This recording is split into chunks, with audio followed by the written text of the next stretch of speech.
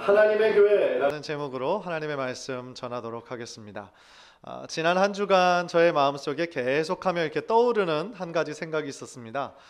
교회란 무엇일까에 대한 생각이었어요. 사실 그 생각에 대한 그것을 짚게 된 계기가 지난 월요일 날 우연히 책을 하나 딱 집어들었는데 그 책이 이제 한국의 한 박영돈 교수님이라는 분이 책을 쓴 일그러진 한국교회 얼굴이라는 책이었어요. 그 책에서는 지금 한국교회의 어떤 표면적인 문제에서부터 그 보이지 않는 깊은 문제에 이르기까지 그러한 것들을 지적할 뿐만 아니라 이것을 어떻게 다시 세울 것인가 라고 걱정하는 한 신학자의 진심 어린 그런 고백이 있었습니다. 그래서 그 책을 읽으면서 저도 또 깊은 부분 공감하면서 또 회개할 부분 회개하면서 정말 교회의 본질에 대해서 목사뿐만 아니라 우리 성도들 모두가 정말 어떤 정기적으로 다시 한번 교회가 무엇일까를 우리가 생각하고 고민하는 그런 계기가 너무너무 필요하겠다라는 생각을 하게 됐어요. 그래서 지난 월요일 날 이제 그 책을 통해서부터 이번 주 일날에는 좀 교회에 대한 메시지를 전해야 되겠다라는 생각을 강하게 했거든요.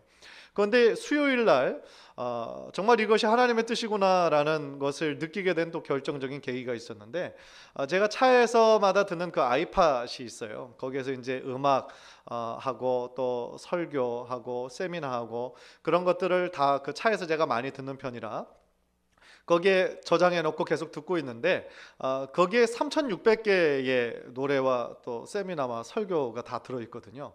그런데 그날따라 아주 익숙한 어떤 목사님의 목소리가 들렸는데 고 옥하는 목사님의 교회론 강의였어요. 깜짝 놀랐어요. 야, 이것이 정말 하나님의 뜻이구나. 왜냐면은요, 제가 어제 그 전자계산기로 두드려 보니까요, 3,600개의 곡 중에 그 한 개가 나올 확률은 0.00027%예요. 그러니까 이것은 무엇입니까? 하나님께서 교회에 관한 그런 메시지를 전달하라는 하나님의 뜻이구나 라는 생각을 하게 됐습니다. 그리고 교회를 생각하면서 교회의 본질을 생각할 뿐만 아니라 이런 생각도 해봤어요. 큰 교회는 무엇이고 작은 교회는 무엇인가? 단순히 정말 숫자로만 규정할 수 있는 단순한 문제인가? 라는 생각을 또한 하게 됐어요. 부족하고 연약한 인간들이 모인 곳이 교회입니다. 그것은 마치 건강한 사람에게는 병원이 필요가 없고 의사가 필요 없는 것처럼 죄인들이 모인 곳, 또 용서받은 죄인들이 모인 곳이 교회라는 것이죠.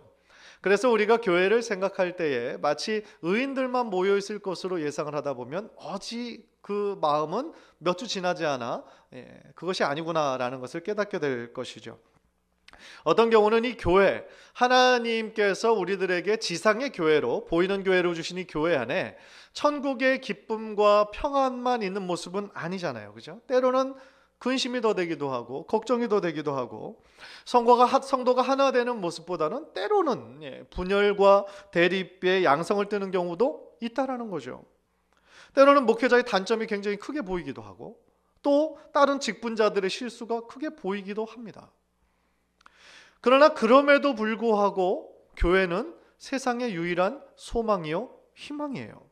비록 지금 많은 교회의 모습이 불완전하고 상처투성이고 때로는 인간의 욕심과 탐욕으로 얼룩져 있다고 할지라도 교회를 포기하고 교회를 다니지 않는다라고 하는 것은 그거는 너무너무 안타까운 일이라는 거죠.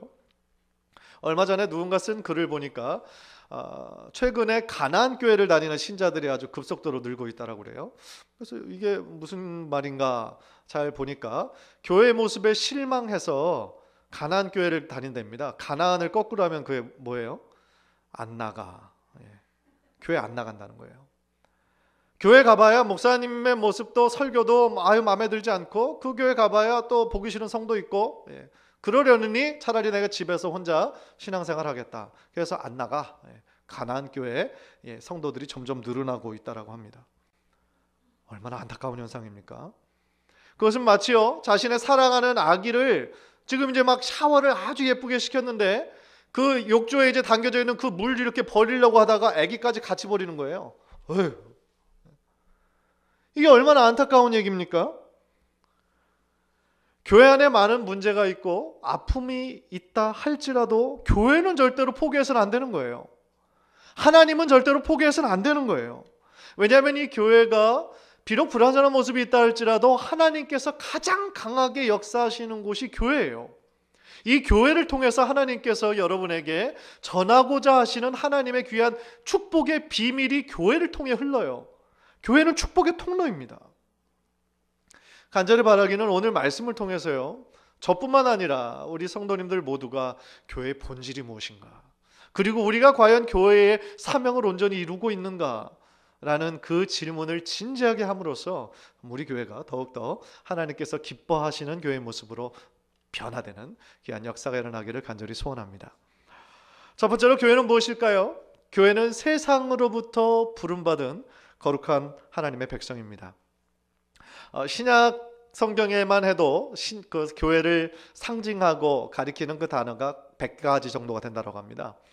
그 중에서 가장 우리가 많이 알고 있는 것이 에클레시아라고 하는 그 원어, 헬라어라는 말이에요. 그 에클레시아라는 그 원어엔 무슨 말이냐면 세상으로부터 부름받은 자들의 모임이라는 뜻이에요. 세상으로부터 구분하여 부름받은 하나님의 그 백성들의 모임. 고 오카노 목사님께서는요, 이것을 택자들의 모임이다라고 굉장히 그것을 애용하셨어요. 택자, 그러니까 하나님의 택함 받은 자들의 모임이라는 거죠. 그래서 우리가 그냥 교회라는 말 그 자리에 택자의 모임을 붙여도 그것은 무방하다 그러시더라고요. 그래서 우리가 예를 들어서 시온성 교회다 그러면 시온성 택자들의 모임 불러도 그거는 틀린 것이 아니라는 거예요. 그런데 이 교회 정의를 한번 좀 곰곰이 생각해 보십시오. 우리가 생각하는 교회의 개념과 이미지는 어떤 것입니까? 어떤 것이 1차적으로 떠오르죠? 어느 지역에 있는 어느 교회, 어느 건물을 생각합니다. 그리고 누구누구 목사님이 섬기시는 교회, 누구누구 목사님의 교회라고 우리는 생각하고 있어요. 그런데 성경에서 이야기하는 교회는요, 장소가 아니에요. 우리가 제일 처음 생각하게 만드는 교회의 이미지는 어떤 장소고 어떤 플레이스인데 그것은 교회 자체는 아니에요. 우리가 모여서 예배하는 예배당이죠. 교회당이에요. 오늘 본문 2절을 다시 한번 읽어보시겠습니까? 고린도에 있는 하나님의 교회 곧 그리스도 예수 안에서 거룩하여지고 성도라 부르심을 받은 자들이라고 얘기해요. 그러니까 사도 바울은요, 고린도 교회의 어떤 건물을 이야기하고 있지 않아요. 또한 누구누구의 교회라고 말하지도 않아요. 바울은 고린도 안에 있는 하나님의 교회, 그 다음에 즉 예수 안에서 거룩하여지고 성도라 부르심을 입은 자들, 그것이 뭐예요? 교회예요.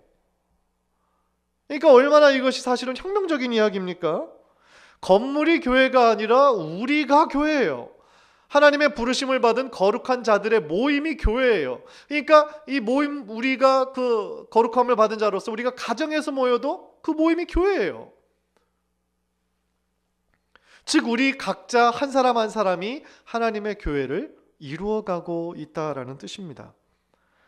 사실 우리 모두는 예수님을 믿기 이전에 죄의 권세 아래에 있었던 죄인들이에요. 어둠 가운데 세상의 가치관대로 그냥 우리 눈에 보기 좋은 대로 살았어요. 그런데 이제 예수 그리스도를 믿고 난 이후에 하나님께서 우리를 세상 속에서 내버려 두지 아니하시고 하나님의 거룩한 백성을 우리를 구분하여 불러주셨어요. 그래서 그 순간부터 하나님의 백성이 되었어요. 비록 우리가 사는 것은 세상에 기초를 두고 살고 있지만 세상에 속한 사람이 아니라 하나님께 속한 거룩한 백성이 된 거예요. 그런 면에서 이제 우리는 하나님의 거룩한 백성이요 하나님의 택하신 족속이 된 거예요. 그것이 베드로전서 2장 9절이죠. 우리 화면을 보면서 한번 다 같이 읽겠습니다. 시작. 너희는 택하신 족속이요 왕같은 제사장들이요 거룩한 나라요 그의 소유가 된 백성이니. 그렇다면 우리가 세상으로부터, 이 죄악된 세상으로부터 부름받은 거룩한 자들의 모임이니까 그냥 여기서만 그러면 모임 자체로 완전한 것입니까? 이 정의에서는요, 이 정의만 생각해 볼 때는 마치 그런 것 같아요. 단순히 부름받은 자들이 모인 모임, 여기 안에서 그냥 교제하고 우리들끼리 좋으면 되는 것처럼 생각이 돼요. 그렇다면 사실은 목회라는 것도 부름받은 자들만 잘 케어하고 양육하는 것이 목회의 끝이 될 수가 있어요. 그런데 우리가 사는 세상을 한번 둘러보세요. 이제 정말 우리만 구원받았으니까 괜찮아 라고 해도 상관없습니까? 우리가 그냥 정말 그렇게 편하게 안주할 수 있을까요? 정말 예수천당 불신지옥이 복음의 핵심입니까? 그러니까 우리는 예수 믿어서 천국 가니까 괜찮다. 이제 남은 삶은 내 마음대로 삶을 살면 된다. 이거 얼마나 이기적인 생각입니까? 그렇지 않다라는 거죠. 교회의 정의에서 한 가지 중요한 것이 빠졌어요. 그게 뭐냐면 교회의 사명이 빠졌어요.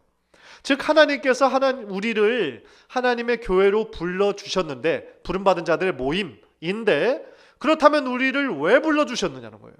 우리를 왜 모임으로 삼게 하셨느냐는 거예요. 방금 읽었던 베드로전서 2장 9절 전체를 읽어보면 그 해답이 나와 있어요.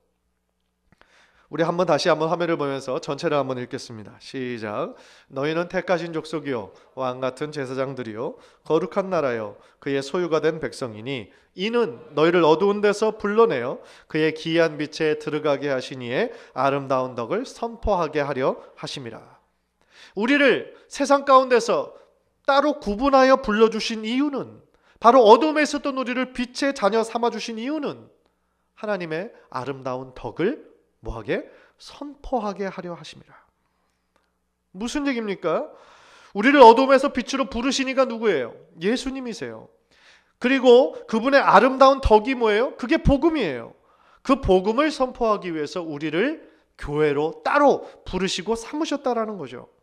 따라서 우리는 전적인 하나님의 은혜로 부르심을 받은 우리는 그 부르심 자체에만 그저 만족하고 우리들끼리만 좋고 편안하게 교제하면 되는 것이 아니라, 이제 나를 변화시킨 그 하나님의 아름다운 복음을 아직 그것을 알지 못하는 세상 사람들에게 나아가 그 복음을 전파하는 사명이 우리들 모두에게 주어져 있다는 거예요. 그것이 누가 할 일? 교회가 할 일. 교회는 우리가 교회예요. 즉 교회의 사명과 교회의 본질이 무엇입니까? 그냥 부름받은 자들의 모임으로 모여있는 어떤 정적인 장소가 아니라 하나님의 복음을 들고 다시 나가야 하는 귀한 역동적인 사명이 바로 우리 교회가 존재하는 이유요 사명이라는 거죠. 따라서 교회는요, 성도가 몇 명 모이느냐, 교회 건물이 얼마나 크고 멋있느냐에 따라 좌지우지되는 것이 아니에요. 많은 사람들이요, 신앙생활하기 좋고 편안한 곳이 대형교회다라고 생각해요. 그래서 작은 교회는 좀 열악하고 신앙생활하기는 좀 불편한 교회라고 생각합니다. 그것은 교회를 참 너무나 단편적으로만 바라보는 거예요. 또 반대의 극단적인 생각하시는 분들 계세요. 신앙생활 제대로 하려면 작은 교회 다녀야 된다는 거예요. 큰 교회 다니는 사람들은 다 정말 뒤에서 숨으려고만 하는 사람들이라는 거예요. 거기 큰 교회 다니면 신앙 성장 없다라고 생각하는 분들도 있어요. 이것도 단편적인 이해예요. 그렇지 않아요. 그러니까 뭐냐면요, 대형교회가 줄 수 있는 장점이 있고 은사가 있어요. 또 대형교회에서 할 수 없는, 채워줄 수 없는 그러한 것들을 채워야 하는 작은 교회가 가지고 있는 특별한 장점과 사명이 있어요. 큰 교회든 작은 교회든 다 그 사명을 감당하고 있느냐가 중요한 것이지, 그 사이즈가 크고 작고가 중요한 것이 아니라는 거죠. 물론 대형교회는요, 열심히 전도하지 않아도 사람들이 와요. 저도 대형교회에서 사역해봤잖아요. 매주 새 가족들이 옵니다. 근데 새 가족들이 오는 거를 분포를 해보면요, 좀 조사해보면 불신자가 와서 처음 예수님 믿는 경우는 거의 없어요. 무슨 얘기입니까? 다 다른 교회 다니다가 수평 이동한 거예요. 그러니까 엄밀히 따지면 부흥이라기보다는 오른쪽에 있는 것이 왼쪽으로 간 거죠. 하나님의 시각에서 볼 때는. 그러나 우리가 그냥 부정적인 생각만으로 대형교회를 바라보서는 안 돼요. 왜냐하면 대형교회에서는 작은 교회가 줄 수 없는 다양한 프로그램이 있어요. 다양한 성경 공부, 또한 여러 가지 선교나 그런 것들을 조직적으로 굉장히 크게 할 수 있어요. 대형교회가 주는 장점이에요. 그런데 대형교회가 있는 어떤 단점도 있어요. 그게 뭐냐면 담임 목회자와 이제 친밀한 교제가 사실상은 불가능하다라는 거예요.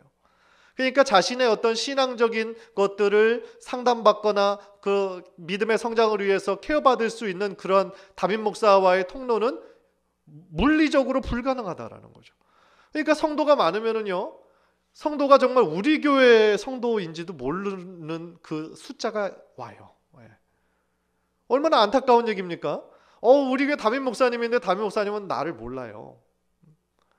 그래서 따뜻한 말을 이렇게 해줄 수도 없고요. 그러니까 어떤 유행가 가사처럼 가까이 하기엔 너무 먼 당신이에요. 그러니까 주일날 한 번 볼 수 있는 거는 설교를 통해서만 그때 이렇게 만날 수가 있는 거죠. 참 어떻게 보면 대형교회의 어떤 약점이기도 하고 안타까운 점이기도 하죠. 그리고 또 하나, 성도 안에 그런 교제가 또한 불가능해져요. 그러니까 자기가 교제하는 그 사람들은 자신이 봉사하는 어떤 부서, 어떤 목장, 어떤 셀, 거기 안으로만 제한이 돼 있어요. 그러니까 이제 모르는 사람들이 있어도 더 이상 신경이 쓰지 않아요. 지금 모르는 사람들이 너무 많잖아요. 그래서 저 교회도 뭐 우리 교회 나오는가 보다. 그러니까 뭐 안 나와도 뭐 신경이 안 쓰이죠. 보이지가 않아요. 그러니까 예수 그리스도의 온전한 몸을 이루기에는 그것이 온전한 공동체라고 하기가 약점이 있는 거죠. 왜냐하면 한 몸인데 몸이 다른 지체를 모르니까.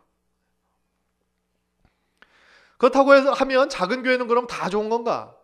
일단 담임 목사와 이렇게 친밀한 교제와 또 신앙적으로 계속해서 성장할 수 있도록 돕는 이 좋은 장점은 있죠. 또 성도와의 교제도 큰 교회가 줄 수 없는 어떤 가족 같은 사랑과 가족 같은 화목함을 줄 수 있는 장점이 있어요. 그런데 이 장점은 오히려 장점인 동시에 또 단점이 돼버릴 수도 있어요. 왜냐하면 너무 오랫동안 알고 친밀하다 보니까 장점뿐만 아니라 단점까지 보이게 되는 거죠. 그래서 그 단점으로 인해서 오히려 더 관계에 있어서 막 치이고 고통받고 어려워하면서 끝내 또 그것이 싫어서 또 대형교회 가시는 분들도 생길 수가 있다라는 말이죠. 제가 말씀드리고 싶은 요지는 이거예요. 정말 중요한 것은요, 교회의 성도 수가 몇 명이냐가 중요한 것이 아니라 몇 명이든 몇백 명이든 몇천 명이든 그 교회가 교회로서의 사명을 잘 감당하고 있느냐, 그게 중요하다는 거예요. 우리가 하나님 앞에서 부름받은 데서 만족하는 것이 아니라 다시 세상 가운데로 복음을 들고 나가야 하는 그 귀한 사명을 우리 교회가, 바로 내가 감당해야 한다라는 사실이죠. 또 하나 중요한 것은 교회는 건물이 아니라는 그 사실, 우리는 늘 기억해야 돼요. 부르심을 받고 또한 보냄을 받은 우리들 자체라는 것. 그래서 교회는 다 하나님의 교회예요. 누구누구의 교회가 아니라 교회는 다 하나님의 교회예요. 큰 교회만 하나님의 교회를 대표하는 교회가 아니라 바로 우리가 섬기는 그 교회가 하나님의 교회라는 분명한 사명과 분명한 자부심을 가지고 신앙생활 하셔야 그것이 바로 온전한 신앙생활이 될 수 있다는 거죠. 간절히 바라기는요, 정말 우리 성도님들 모두가 하나님의 교회를 이루고 있는 성도로서 건강하고 성숙한 교회를 이루어 나가시는 데 노력하시는 우리 성도님들 되시기를 주님의 이름으로 간절히 축원합니다.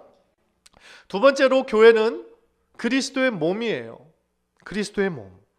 에베소서 1장 22절 23절을 한번 우리 화면을 보면서 한번 읽겠습니다. 시작. 또 만물을 그의 발 아래에 복종하게 하시고 그를 만물 위에 교회의 머리로 삼으셨느니라. 교회는 그의 몸이니 만물 안에서 만물을 충만하게 하시는 이의 충만함이니라. 아멘. 우리가 아주 잘 알고 있는 정의예요. 예수 그리스도의 몸이다. 그러니까 머리는 예수 그리스도세요. 그러니까 그 얘기는 뭐냐면 예수 그리스도가 가장 중요한 분이고 머리 대신 예수 그리스도의 말씀대로 그분의 뜻대로 순종하며 섬기는 것이 교회의 사명이에요. 그분이 피로 사신 것이 교회예요. 또 교회가 지향해야 할 목표가 바로 예수 그리스도를 닮아가는 거예요.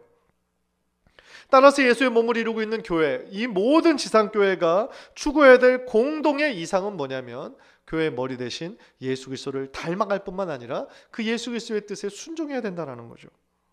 이 말은 다른 말로 표현하면 교회는 교회의 주인이 목사가 아니라는 거예요. 교회의 주인이 어떤 장로님이나 어떤 권사님이 아니라는 거예요. 교회는 예수 그리스도가 주인이에요. 그런데 너무나 안타까운 것은 지금 이 세상의 현실을 보면 교회가 세상을 변화시켜야 되는데 오히려 세상이 교회를 변화시키고 있어요. 세상의 세속화가 교회 안에 너무나 빠르게 진행이 되고 있어요. 너무나 안타까운 얘기예요.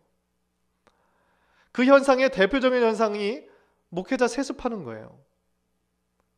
저는 모든 목회자가 자신의 아들을 이렇게 세습하는 것이 다 나쁘다는 얘기는 하는 건 아니에요. 정말 힘든 지역, 어떤 농촌교회, 정말 아무도 오지 않으려고 하는 교회, 이 교회 내가 아버지의 그 사명 이어서 내가 목회하겠습니다 라고 그렇게 하는 분이 계시다면 그분은 마땅히 칭찬받아야 돼요. 그런데 아쉽게도 그런 분은 거의 없어요. 대부분이 대형 교회에서 자신의 아들을 또 사위를 억지로 그 자리에 앉히려고 합니다. 그런데 그게 무엇을 상징하고 있는 겁니까? 교회를 자신의 힘으로 부흥시켰다는 거예요. 그러니까 이제 교회가 성장하고 대형 교회가 된 것이 자기의 성취물이 된 거예요. 자신의 사유물이 된 거예요. 그러니까 이것을 다른 사람에게 넘겨줄 수가 없고 자신의 가족에게 넘겨줘야겠다는 거예요. 얼마나 인간적인 생각입니까? 얼마나 세속적인 생각입니까? 안타까워요. 제가 아까 제일 처음에 언급했던 그 책에서도 그것을 언급하고 있습니다. 이 교회 안에 사실 참 죄송스러운 얘기지만 교회 안에서 일어나는 모든 문제의 핵심에는 목사가 있다. 맞는 얘기예요. 저도 목사로서 철저히 회개합니다. 맞는 얘기예요. 어느 순간 그것이 자신의 욕심과 자신의 욕망으로 변해서 성도들이 많아지는 것이 마치 자신의 야망을 이루는 것처럼 생각을 하면 교회가 하나님의 나라가 아니라 자신의 왕국으로 변화되는 거예요. 얼마나 안타깝습니까?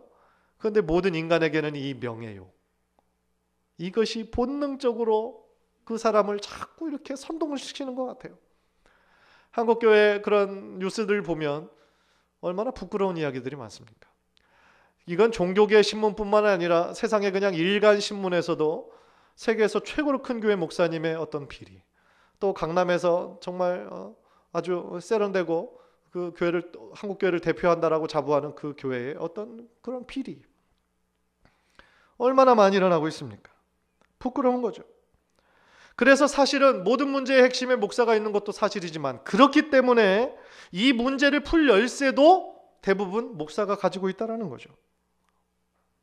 어떻게 보면 그것이 하나님 앞에 철저히 회개하고 그 문제에 대해서 하나님 앞에 나아갈 때에 다시 그 교회는 소망이 있고 희망이 있다는 것을 우리들에게 반증 삼는 그런 이야기가 될 수도 있는 거죠. 목회자의 또 다른 문제가 있어요. 수많은 목회자들이 교회 성장병에 걸렸어요. 왜냐하면 교인의 숫자가 목회의 성공이 되어버렸어요. 유일하게 그 목회가 성공했느냐 성공 안 했느냐를 구분할 수 있는 잣대가 교인 몇 명 모이느냐가 되어버렸어요. 다른 잣대는 없어요. 그래서 대형교회 목사님들은 어떤 목사님이에요? 성공한 목사님이에요. 영성이 아주 깊고 능력 있는 목사님이에요. 그런데 교인 수가 작으면 어떻게 됩니까? 영성이 없어요. 기도하지 않아요. 전도하기에 게으른 목사가 되어버려요. 그래서 작은 교회 목사님들이 가지고 있는 열등감과 패배주의가 얼마나 심한지 몰라요. 교인 수가 작으면 재정적인 압박도 더욱더 심해져요. 주중에 일하셔야 돼요. 그런데 주중에 일하면 말씀을 묵상할 수 있는 시간이 또 없어져요. 그 목회자의 영성이 고갈돼요. 그런데 그 메마른 메시지를 성도들은 또 들어야 돼요. 얼마나 악순환입니까? 저는 그래서 그런 면에서요, 이 교회, 하나님의 교회, 이 목회를 감당할 때에 우리가 정말 교인의 어떤 숫자적인 부흥에만 매여서는 우리 교회도 똑같이 본질을 잃어버린 교회가 될 수 있겠구나라고 철저히 자각하는 거예요. 그래서 우리 교회가 감당해야 될 것은 교회의 사명과 본질을 붙잡는 목회를 해야 된다는 거죠. 우리 교회가 추구해야 될 목표는 양적인 성장만 있는 것이 아니라 바로 우리 교인 개개인의 영적인 성장의 최고의 목표를 삼아야 된다는 거예요. 숫자적인 성장만이 지상 최고의 목표가 되면 어느 순간 우리 교회도 교회 성장병에 걸릴 수가 있어요. 사도 바울은 교회론을 다루고 있는 에베소서에서 교회의 어떤 이상을 이렇게 표현했어요. 에베소서 4장 13절 보면 그리스도의 장성한 분량이 충만한 데까지 이르리니, 뭡니까? 우리 교회, 모든 교회, 지상의 교회가 추구해야 될 목표, 예수 그리스도의 장성한 분량이 충만한 데까지 이르는 거예요. 쉽게 말하면 예수 그리스도를 닮아가는 거예요. 우리들의 말과 우리들의 태도와 우리들의 생각과 가치관과 모든 것이 예수 그리스도 중심으로 변화되는 게 우리들의 신앙의 목표예요. 그러기 위해서는 우리가 예수 그리스도의 음성을 더 듣기 원하는, 예수 그리스도에 대해서 알기 원하는 그 진지함과 사모함이 더욱더 많아져야 된다는 거죠. 그리고 이 꿈을 이루기 위해서는 예수님의 임재, 성령님의 임재가 늘 우리들의 마음 가운데 있어야 가능하다는 거죠. 또 하나, 우리가 예수 그리스도의 몸으로서 그리스도의 장성한 분량이 충만한 데까지 이르기 위해서 우리가 꼭 기억해야 되는 것이 있어요. 예수 그리스도의 몸을 이루는 우리들 모두가 유기체라는 거예요. 유기체라는 것은 서로 다 연결되어 있다는 거예요. 따로따로 분리되어 있지 않아요. 예수 그리스도가 머리시고 우리는 예수 그리스도의 몸을 이루는 지체예요. 각자 모든 맡은 기관이 은사와 기능이 있어요. 질문 한 가지 해볼게요. 심장이 더 중요합니까? 눈이 더 중요합니까? 이런 것은 우문이라고 그래요. 어리석은 질문이에요. 심장도 중요하고 눈도 중요해요. 심장이 우리들의 심장을 뛰게 한다고 해서 심장만 따로 떨어진다고 생각해 보세요. 심장만 하나 덩그러니 떨어져 있습니다. 그것은 무슨 공포영화죠. 눈 중요해요. 눈 없으면 아무것도 보지 못해요. 눈 알만 떨어져 있다고 생각해 보세요. 얼마나 끔찍한 얘기입니까? 우리들의 몸을 이루는 모든 기관들 다 중요해요. 오른손이 중요해요? 왼손이 중요해요? 다 중요해요. 우리들의 몸을 이루는 어떤 손톱 발톱은 중요하지 않나요? 여러분 손톱 발톱 다쳐본 경험 있으시죠? 모든 신경이 거기로 다 집중이 돼요. 새로운 손톱 발톱이 나올 때까지 얼마나 고통스러워요. 마찬가지예요. 우리들의 몸에 필요 없는 부분 단 한 군데도 없어요. 아무리 작은 부분이라 할지라도 그것이 없으면 우리 몸은 제대로 움직일 수가 없어요. 발가락 한 개만 다쳐도 우리는 제대로 걸 수가 없어요. 무슨 얘기입니까? 우리들 서로는 긴밀하게 연결된 유기체예요. 그래서 우리는 내 자신만을 위해 존재하는 것이 아니에요. 교회가 그냥 나 자신만 믿음만 성장하면 돼. 아니에요. 우리는 나 혼자만을 위해 존재하는 것이 아니라 예수 그리스도를 위해 존재하는 거예요. 예수 그리스도의 몸을 온전히 이루기 위해 존재하는 거예요. 그 얘기는 뭐냐면 다른 사람이 있어서 내가 존재하는 거예요. 그분이 없으면 나는 제대로 워킹할 수가 없어요. 다른 얘기로 하면 내가 있어야 저분도 살아요. 그것이 우리가 꿈꾸고 추구해야 할 공동체의 올바른 모습이라는 거예요. 그것이 유기체예요. 그것이 예수 그리스도의 몸이에요. 에베소서 4장 16절 우리 한번 화면을 보면서 다 함께 읽겠습니다. 시작. 그에게서 온몸이 각 마디를 통하여 도움을 받음으로 연결되고 결합되어 각 지체의 분량대로 역사하여 그 몸을 자라게 하며 사랑 안에서 스스로 세우느니라. 그렇죠. 다 연결되어 있어요. 내가 없으면 안 되는 거예요. 내가 있어야 저 사람이 살고 저 사람이 있어야 내가 사는 거예요. 따라서 이제는요 정말 우리 교회가 성도들 다른 성도들을 바라보는 그런 눈들이 좀 바뀌었으면 좋겠어요. 아유 저 사람은 왜 저래? 아 나는 정말 그 사람 때문에 못하겠어. 아 정말 마음에 안 들어. 꼴 보기 싫어. 그 사람이 우리 교회 안 나가면 내가 나간다. 이민교회 안에서 한국교회 안에서 얼마나 자주 듣던 이야기들입니까? 이런 부정적인 말들은 좀 사라졌으면 좋겠어요. 교회의 본질에 대해서 너무나 모르는 말이에요. 정죄와 판단의 눈이 아니라 이제는 서로 다름을 인정하는 포용과 용납의 눈으로 바뀌었으면 좋겠어요. 무엇보다도 우리는 한 몸이라는 생각, 한 몸, 한 유기체라는 생각이 있어야 돼요. 나는 그분 덕분에 살아가는 것이고 그분은 나 덕분에 살아가는 것이다 라는 생각. 그래서 한 가지 실천적인 제안을 드리려고 해요. 우리들의 말 가운데요 누구 때문에 라는 말을 참 자주 해요. 무엇 때문에, 누구 때문에. 그런데 때문에라는 말이 붙으면 뒤는 꼭 부정적인 말이 따라오게 돼 있어요. 그런데 이제 때문에라는 말을 좀 되도록이면 사용하지 말고 덕분에라는 말로 한번 바꿔보자는 거죠. 누구누구 덕분에 라는 말로 하면 뒤에 부정적인 말이 들어올 수가 없어요. 문맥적으로. 그래서 누구 때문에 이 교회가 잘 안 되고 누구 때문에 이것이 잘한 그런 부정적인 말이 아니라 누구 덕분에 우리 교회가 참 축복받았네. 누구 덕분에 우리 교회가 참 행복하네. 우리 한번 연습해 볼까요? 참 연습이 필요해요. 우리 옆에 분에게 당신 덕분에 살만 납니다. 한번 다시 당신 덕분에 행복합니다. 그래요.